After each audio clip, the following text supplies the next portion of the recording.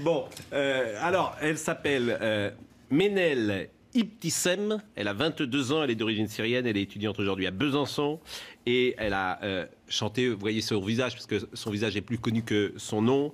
Elle était sur The Voice la semaine dernière. Elle avait vraiment ému le public. Elle avait chanté Alléluia, une version de Léonard Cohen. Et puis on a retrouvé des tweets qu'elle avait produits il y a 2 ou 3 ans. Ces tweets, lisons-les, si vous le voulez, pour voir que ces tweets, effectivement, étaient ce qu'on lit parfois sur les réseaux sociaux de plus jeunes. C'est bon, c'est devenu une routine. Ça, c'était après donc l'attentat de Nice. Un attentat par semaine, et toujours pour rester fidèle, le terroriste prend avec lui ses papiers d'identité. C'est vrai que quand on prépare un sale coup, on n'oublie surtout pas de prendre ses papiers. Et puis il y en avait un autre qui était peut-être plus les vrais terroristes, c'est notre gouvernement. Bon, elle a 20 ans, c'est pas un drame non plus. C'est, je veux dire, sur les réseaux. Non, je vous dis pas que c'est.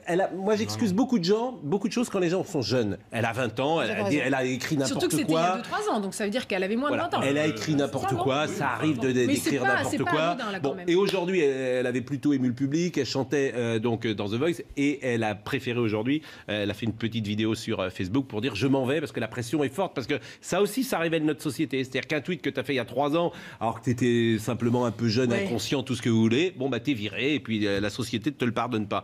Sur Facebook, je crois qu'on doit voir à l'écran son renoncement. Qu'est-ce que ça vous inspire? Est-ce qu'elle a raison, pas raison? Clément Viktorovitch. Pour moi, la question que ça pose plus généralement, c'est celle du statut de la parole sur les réseaux sociaux. Et je pense qu'en fait, derrière, il y a une question qui est vraiment intéressante. Est-ce que quand on s'exprime sur Twitter ou sur Facebook, est-ce que la parole est publique? Juridiquement, oui, elle l'est. Et on peut être condamné pour des propos qu'on tient sur Facebook à partir du moment où c'est public, et a fortiori sur Twitter, où là, pour le coup, tout est public. Donc, bien sûr que juridiquement, c'est public. Après, pour moi, il faut quand même séparer la parole de gens comme nous, qui avons une certaine notoriété, qui sommes exposés, et qui, quand nous nous exprimons sur Twitter, bien sûr que notre parole est publique et qu'elle est faite pour être lue. Et la parole de l'océan des personnes qui ne sont pas trop suivies, et qui utilisent Twitter, surtout quand ils sont jeunes, un peu à tort et à travers, voilà, comme on laissera un graffiti dans les toilettes, c'est pas très intelligent. Eh ben, vous voyez, c'est plein de bon sens que vous venez de dire, et vous avez raison. Je voudrais qu'on l'écoute juste, Menel, et après on va rebondir sur la discussion. Mais effectivement, tout prend des proportions. Pour finir ma phrase, et en fait, pour moi, cette parole-là sur Twitter, elle ne devrait pas être considérée comme une contribution au débat public, et ça m'attriste qu'une musicienne qui, moi je ne l'ai pas écoutée, mais qui semble être une musicienne douée, soit obligée de renoncer à son talent parce qu'elle a publié des bêtises il y a 3 ans sur Twitter et que ce n'était pas vraiment public. Eh ben, je suis plutôt d'accord avec vous. Écoutez là ce qu'elle a dit sur Facebook.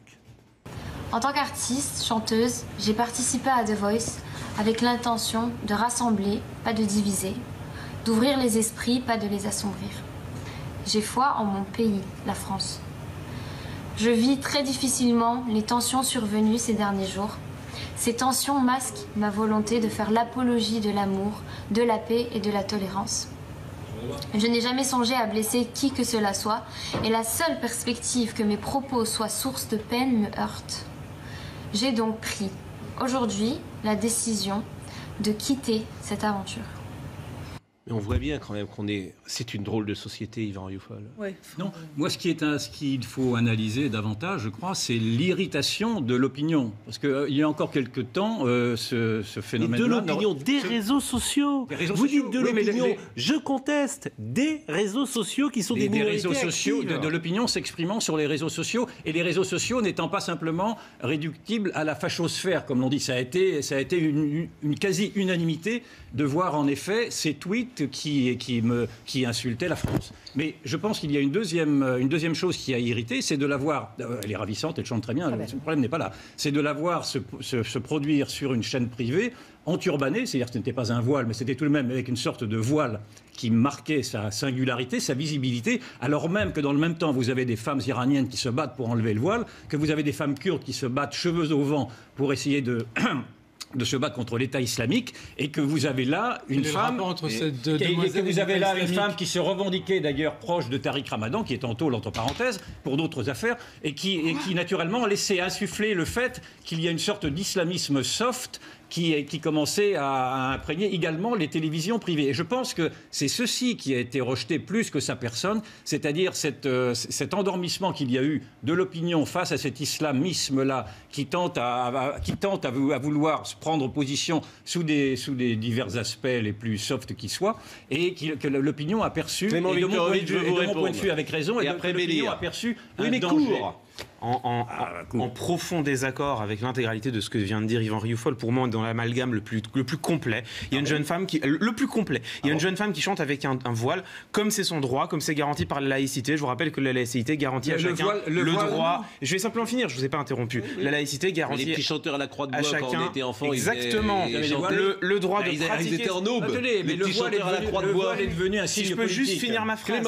La loi de 1905 garantit à chacun le droit d'exercer et de pratiquer sa religion comme il l'entend. Et elle a tout à fait le droit de porter un turban ou un voile, comme d'autres ont le droit de porter une croix. Et à partir de là, vous tirez un fil. C'est-à-dire, on part d'une jeune femme qui porte le voile, et puis alors ça y est, islamisme, État islamique, Daesh, Tariq Ramadan, et donc ça irrite, et donc c'est normal. Mais d'où elle est proche de Ramadan? Mais d'où elle est proche de Ramadan? Elle a retweeté des tweets de Ramadan, elle a exprimé. Vous savez quoi? C'est ce qu'on appelle. C'est intéressant. C'est ce qu'on appelle. C'est un sophisme. Mais je vais vous répondre. C'est un sophisme. J'ai pas fini. C'est un sophisme. Pas tous en même temps. C'est très bien parce que je connais cette logorée de dire. Mais c'est pas une. Si vous me laissez finir. Un voile aujourd'hui, quand c'est porté en plus à la télévision, c'est un signe politique. C'est un signe de séparatisme politique. C'est un signe. Non, c'est pas un signe religieux. Ce n'est pas vrai. Mais c'est vous qui me déclarez ça. C'est une revendication. Mais c'est incroyable. C'est une manière de faire comprendre qu'elle ne veut pas vivre avec ou qu'elle ne veut pas vivre ensemble. Et c'est ceci que les gens voient. Dieu merci, c'est ceci que les gens voient. Alors réponds, Bélir et après Clément. Non, mais Clément. Mais Bélir d'abord. Bon, Clément doit terminer. Bon, Clément et après Bélir. Là, on est dans c'est Bélir qui dirige. Non, mais pas terminé. On est dans l'interprétation la plus extensive qui ne se fonde sur absolument rien. Cette jeune femme vient avec. Je vais finir. C'est fini, Yvan. Cette jeune femme vient avec un voile, c'est l'expression d'une foi. On en pense ce qu'on veut, mais c'est l'expression d'une foi. Et alors vous, un message politique. Mais non, mais c'est mais qu'en savez-vous si c'est le cas dans ce cas-là? Et vous pareil. Mais c'est précisément parce que c'est incroyable. Attendez, je vais juste finir. Terminé. Au bout d'un moment. Le dit, hein. Personne n'en sait rien. Vous n'en savez rien. Cette jeune femme, personne ne lui a demandé ce que signifie le voile pour elle. Donc, pour l'instant, on le prend comme ce que c'est, c'est-à-dire un vêtement religieux, un signe extérieur d'appartenance religieuse, comme c'est une croix. Et tirer le fil en disant, ça veut dire, ça exprime. Laissez finir. Tirer le fil en disant, c'est non. Mais c'est incroyable. J'ai pas pu terminer une phrase, Yvan Rioufol. On a compris votre raisonnement. Vous êtes à ce point-là. Vous êtes à ce point-là terrorisé de mes paroles que vous ne voulez pas me laisser finir. C'est très intéressant. Je suis indigné de votre endormissement. Je ne comprends pas que vous voyez. Donc c'est bien ça. Aujourd'hui, en fait, quand on n'est pas d'accord avec vous, on n'a pas le droit de finir de s'exprimer. Parce qu'à un moment. Ah bon, bah écoutez, ne reprochez pas. Terminer deux phrases. Clément et après Yvan. Après Florence. Moi, je rends hommage aux femmes iraniennes. Je suis désolé, qui prennent des risques pour enlever leur voile. Et là, je trouve insupportable que d'avoir à défendre le voile sur une télévision. Je trouve ça dégueulasse. C'est terminé. J'ai le droit de finir? Oui.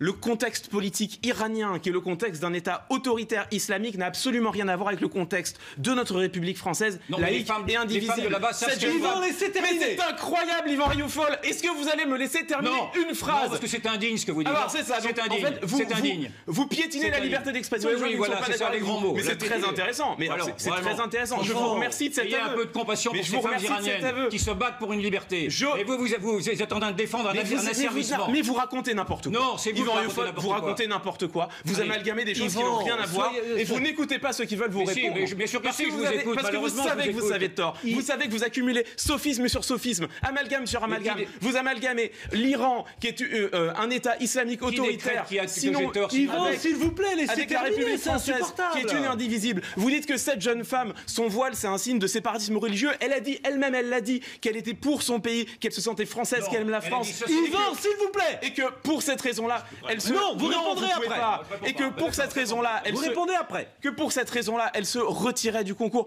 Qu'est-ce que vous voulez de plus? Cette jeune femme, elle est condamnée pour un signe d'appartenance religieux. Et vous, dans votre voix, ça devient le diable, le séparatisme, l'islamisme. Bon. Vous amalgamez tout et n'importe quoi. Répondez. Vous excitez la haine contre nos compatriotes musulmans. C'est un scandale ce que vous faites. Bon, Yvan, maintenant répondez. Les accusations sont fortes. Répondez.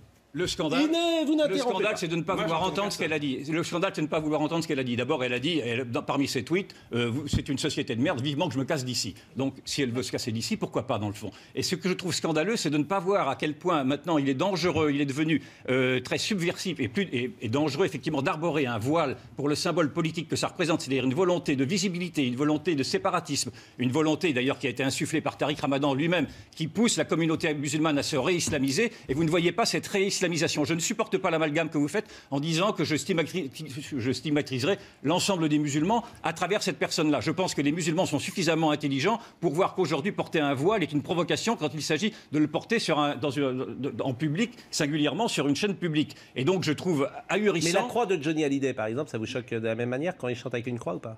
Je ne le vois pas, je n'ai pas vu chanter avec une croix, et en tout cas, il a le droit... Il a une croix, mais non, mais écoutez, pour en finir avec cette histoire, si on pouvait en finir... Parce que l'islam n'est pas simplement...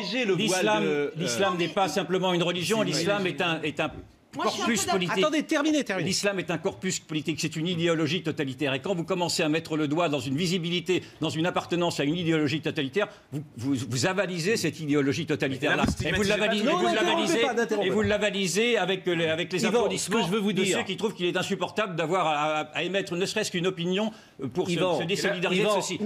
Et moi, je suis content que l'opinion soit enfin réveillée et ait vu chez cette femme qui est effectivement ravissante et qui a beaucoup de talent, ait vu au-delà de ça, une menace contre ce que nous sommes et notre démocratie. Non, Yvan, pardonnez-moi, mais là où je trouve que votre position est un poil excessive, c'est que c'était... pas la sienne. C'était un voile, j'ai envie de dire, léger qu'elle avait. Elle n'a pas chanté en burqa ou en niqab. Vous voyez, qui aurait été pour le coup un acte politique. Là, elle avait mis. C'est la même chose. Et d'ailleurs, on n'est même pas. Mais laissez-moi terminer aussi. Ne déformez pas ce que je dis. Non mais comment vous dire, on peut même ne pas l'interpréter comme un signe religieux, c'est ce que je voulais dire. Bélir Nabli et Sophie. Ce que vous dites, vous avez dit que l'islam est une idéologie totalitaire. Si ça, c'est pas stigmatisé l'ensemble des musulmans. L'islam politique est une idéologie totalitaire. C'est déjà pas ce que vous avez dit, c'est déjà très différent, ça. Pardon ? Bélir Nabli. L'islam est une idéologie totalitaire. J'ai dit que l'islam était une religion et un code politique, et que ce code politique était totalitaire. Oui, en effet, je le répète. Bélir Nabli. Oui, non, simplement pour dire que le fait de porter un voile, a priori, n'est pas un signe politique. Et relève d'une liberté individuelle. Et si on devait écouter notre cher journaliste du Figaro, finalement, on pourrait interdire une liberté. Autrement dit, sa position est liberticide. Elle est même contraire à l'état de droit, puisque finalement, la jeune demoiselle avait bien le droit et la liberté de porter ce voile. Elle n'était pas dans un service public, elle n'était pas dans un établissement public.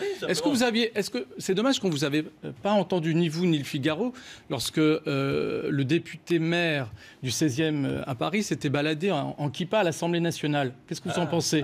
Est-ce que pour vous, c'est intéressant ce que vous dites. C'est une violation de la laïcité de manière manifeste. Ouais. Et qu'est-ce que vous en pensez ? Je répète. Qu'est-ce que vous en pensez ? Je répète que le voile est une affirmation d'une idéologie totalitaire. Et vous n'en savez rien. Sophie Obadia, vous êtes dans l'obsession. L'islam, si, donc vous ne défendez pas la laïcité. C'est pas la laïcité qui vous importe. Non, c'est pas ce n'est pas ça ce qui m'importe. C'est une posture idéologique. C'est de mettre en garde contre une idéologie totalitaire. Oui, mais on va continuer après 10 heures. Mais très vite, parce que tout le monde parle. Sans idéologie, sans obsession.